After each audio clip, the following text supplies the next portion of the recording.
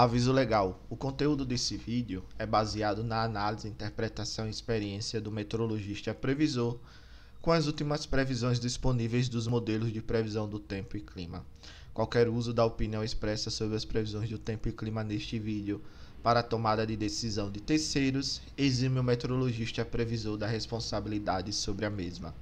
Analisem e usem as informações com cuidado.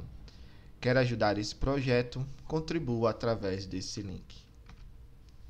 Olá pessoal, vamos dar uma olhada agora nas previsões de hoje, dia 7 de dezembro de 2020. Olhando bem, né, e comparando o que nós vimos aí na última sexta-feira, a gente nota claramente que a gente tem aqui realmente, né, o que parece ser a formação de uma zona de convergência do Atlântico Sul. Aparentemente, né, ela não está tão intensa em toda a sua extensão. Os maiores totais de chuva eles se concentram mesmo aqui na região de Minas Gerais, de Goiás. E o interessante aqui é que ele acaba pegando bacia de três subsistemas, né? Ele pega aqui a bacia do Grande, bem, principalmente aqui a cabeceira da bacia do Grande, essa previsão é para os próximos 7 dias. Pega aqui a cabeceira também da bacia do São Francisco, que é a região de Três Marias.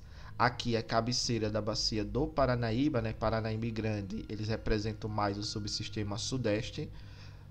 Aqui, Três Marias, ele também representa o subsistema sudeste, mas aí essa água vai chegar aqui em Sobradinho e a gente pode perceber que daqui a alguns dias, 15 dias mais ou menos, a gente vai continuar tendo aí uma elevação das vazões em Sobradinho, por exemplo, porque o tempo de viagem é aproximadamente 14 a 15 dias, né? Desde Três Marias até Sobradinho. Pega também aqui, quase que na cabeceira da bacia do Xingu, e deve chegar essa água aqui na região de Belo Monte, e também aqui na cabeceira, né, da bacia do Tocantins, que daqui a alguns dias também, aproximadamente 12 a 13 dias, deve chegar na região de Tucuruí. Então essa região aqui é conhecida como quadrilátero dos reservatórios. Então quando chove nessa região, sempre é bom. Olhando um pouco mais à frente, né, lá para o dia 14 também, essa componente aqui é a umidade relativa que a gente observa em médios níveis. A gente nota que toda essa região está apresentando, né, umidade relativa aí da ordem de 80, 70, 80, 90% em médios níveis da atmosfera, que seria aproximadamente 5 quilômetros de altura. E o que isso indica para a gente? Quer dizer que as nuvens elas estão conseguindo se desenvolver bem. Então, se ela já está chegando ali em médios níveis, então essa região ela pode apresentar chuvas aí boas. Então, dá uma olhada para ver realmente o que vai acontecer, mas isso já é um indício. Ah, vai chover muito.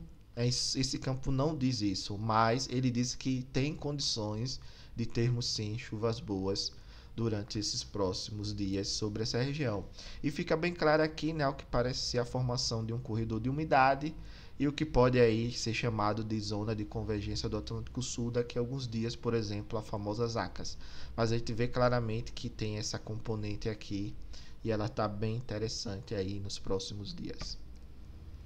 Olhando um pouco agora, né, o campo de pressão, a gente vê que tem um sistema de alta pressão atuando aqui na região do Atlântico Central, né, Atlântico Sul mais central. A gente vê que alguns sistemas passam, acabam trazendo aqui um pouco de formação de chuvas, mas a gente não vê nenhum sistema, pelo menos aí até o dia 23, atuando nessa região central do país que possa impedir a formação de chuvas, por exemplo, o sistema de alta pressão. Isso é interessante porque uma das características do Laninha é que a gente tem essas chuvas elas acontecendo de forma bem concentrada em um determinado período de tempo e depois que passa essas chuvas a gente tem aí um período de um pouco mais seco. Então é o que vai acontecer agora. Acredito que até o dia 15 mais ou menos a gente tem as ZACAS ou esse canal de umidade, né? Ainda não foi classificado por ZACAS pelo menos, mas acho que vai ser classificado como ZACAS, se desfazendo, né? Perdendo a intensidade. Depois vai vir um pequeno período onde nós vamos ter aí um período um pouco mais seco, mas depois tudo indica que lá para o final do mês a gente pode ter a formação aí de uma nova zona de convergência, né, que pode virar sim umas ACAS, mas por enquanto esse sinal ele ainda não está bem definido nos modelos, mas a gente já vê que pode existir, né, que tem essa possibilidade. Olhando um pouco aqui a precipitação do modelo GFS para os próximos 15 dias, a gente vê claramente aqui um padrão de formação. Lá para o dia 14, dia 15, entra um novo sistema aqui na região sul, e esse sistema pode favorecer aí a manutenção dessas ACAs. E depois, no dia 20, dia 21, outro sistema entra, e aqui ele vai mantendo também, que seria o favorecimento também de uma outra ACA já para o final do mês. Mas a gente tem que ficar de olho o que vai acontecer. O que acontece muitas vezes é que você tem a formação do canal de umidade e os sistemas eles vão entrando e vão ajudando a manter esse canal de umidade ali por um longo período. Então vamos dar uma olhada para ver o que vai acontecer. Mas o interessante é que mesmo com as ACAs dissipando, as chuvas elas ainda continuam aqui concentradas na região da bacia do Paraná por completo, né? Pegando principalmente as subbacias do Tietê, do Grande e do Paranaíba. E olhando a questão da temperatura, a gente vê claramente que não devemos ter temperaturas nem muito elevadas, nem temperaturas muito baixas. Então, ao que tudo indica, durante esses próximos 15 dias, nós tenhamos aí uma temperatura realmente dentro da normal climatológica em todo o país. Claro que em algumas cidades a gente pode ter acontecendo algumas pequenas ondas de frio, em outras cidades pequenas ondas de calor, mas na média, para os próximos dias, a temperatura deve ficar realmente próximo à normal climatológica, ok? Agora, um grande destaque que eu trago, sempre eu gosto de falar do armazenamento de água no solo. Então, se a gente observar bem aqui a região sul, pelos próximos dias a gente começa a ter aqui o declínio, né, gradativo desse armazenamento de água no solo. Nós tivemos aí alguns dias atrás uma chuva boa. Essa chuva ela conseguiu recuperar bem essa água no solo, já está dando uma resposta boa nas vazões. Porém, né, com essa estiagem que está acontecendo na região sul nesse momento, a gente começa a ter o declínio da água no solo. E qual vai ser a resposta disso? A gente vai perceber que as vazões elas vão começar a cair gradativamente. E isso, claro, né, vai refletir na Ena, a Ena do Sul, teoricamente, ela deve começar a cair cada vez mais e mais agora.